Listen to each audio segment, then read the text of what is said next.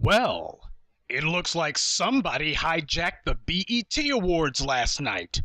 Grey's Anatomy actor Jesse Williams was given a humanitarian award last night, and he used it as a podium to light into white supremacy. His wording was as sharp as it was eloquent. Tamir Rice was the victim of a drive-by shooting, and Rakia Boyd's family can draw no solace from being told she and black people in general are better off now than 200 years ago. The entirety of his acceptance speech can be seen on BET's website. Viacom, who has never censored BET Awards footage before, has been on a tear taking this video footage down anywhere else it appears online. I think it was his remarks about how black people need to stop working themselves to death just to get a brand on our bodies, brands like BET, that offended them. And while I listened to this young man deliver the indictment against white privilege and white supremacy, I couldn't help but think, what a disgrace it is that there are black people who still defend that bootlicking clown calling itself a president, that empty suit who has been a shameless apologist for white supremacy.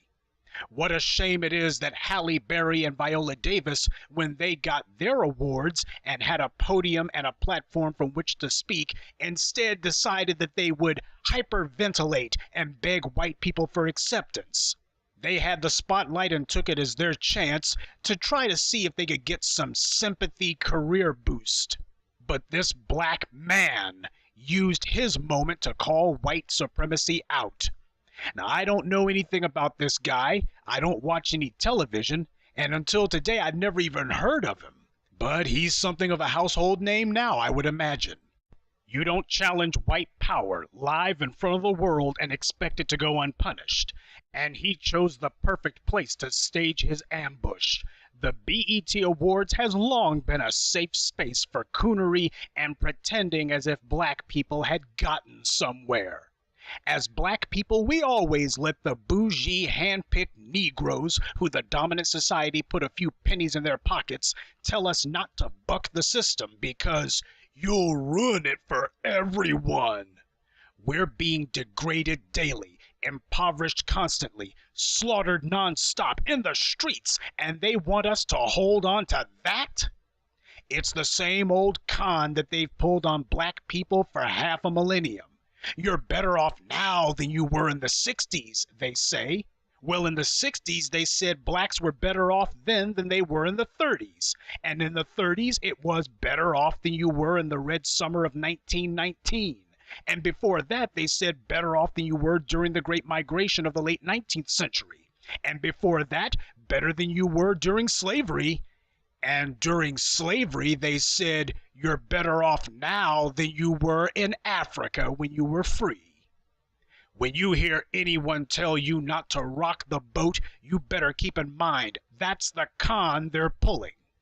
As Jesse Williams so wonderfully put it, tell Eric Garner that he's better off than he was 100 years ago. And that one moment where a black man stood and spoke as a man meant more than Halle Berry's hyperventilating or Viola Davis's pleading with white women to let her be one of them or Jamie Foxx's bizarre pandering for sympathy. Okay, maybe it's not necessarily their jobs to take on white supremacy, but damn it, don't you dare whine at black men like me when I call them on it. We live in a time when there's going to be only two types of black men. Those who stand and those who are dead. I don't expect this to become a trend. After Jesse's speech and how it set the media on fire, I expect the white establishment to double vet any black person that they put in front of a camera. When you challenge the merchant class, that's a declaration of war in terms that the white establishment understands. When you discourage the obsession with consumer culture, you're telling black people to stop feeding the machine that's grinding us into dust. So I salute Jesse Williams. He's put his career on the line with this, and while others like Samuel Jackson stood in stupefied awe in the audience and watched as a black man of consequence was given the adulation that cowards like he and Fox and Halle Berry could only dream of, I had to think, this is a good moment. There's been plenty of black actors of note over the last 100 years, but in the end they all amount to very little other than flavors of the month. They do a few movies, get some parts on a few TV shows, and are predictably forgotten. Jesse Williams said what any black man with even a scintilla of integrity would say. I won't live and die for the fame or fortune that Hollywood gives if the price is that I have to pretend my people aren't being slaughtered. The only times black people have ever gotten what's ours is when we demanded it, when we rocked the boat, when we made it clear that it's not all right and we won't allow business as usual. When you hear white people saying that you're better off now than way back when, that's not meant to be comfort for us. That's meant to be comfort for them. They're giving themselves permission to continue to oppress us because, after all, it's not as bad as... And a lot of black people will be quiet and let them do it for a few pieces of silver.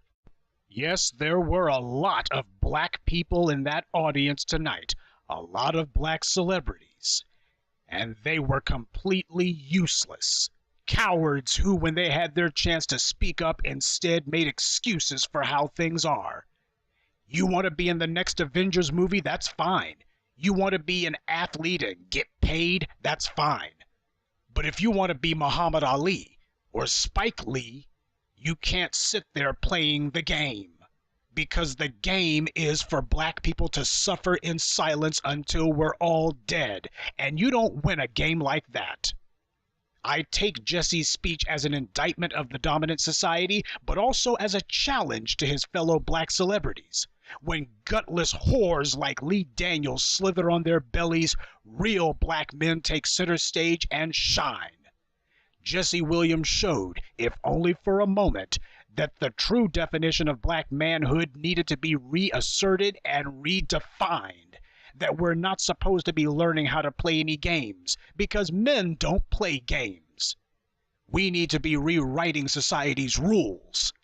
Now you can either keep your head down, not say anything, so that the good white folks will feel comfortable around you, or you can step boldly across their line.